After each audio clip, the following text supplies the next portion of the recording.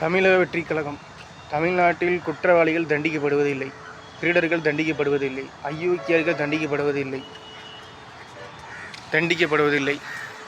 தண்டிக்கும் வக்கீல், லாயர், காக்கி சட்டை போட்ட போலீஸ் பணம் வாங்கி கொண்டு சட்டத்தை மிதிக்கிறார்கள், அநீதியை செய்கிறார்கள். காக்கி சட்டை போட்டுக்கொண்டு, கருப்பு கோட்டு போட்டுக்கொண்டு. அப்போ எதுக்கு போலீஸ் ஸ்டேஷன், எதுக்கு கோர்ட்டு? இடித்து தள்ளிடலாமே. எத்தனையோ கோயிலில் தமிழ்நாட்டை இடித்து தள்ளினீங்களே, அது மாதிரி போலீஸ் ஸ்டேஷன், கோர்ட்டை இடித்து தள்ளிடலாமே. எதுக்கு அப்புறம் கோர்ட்டு?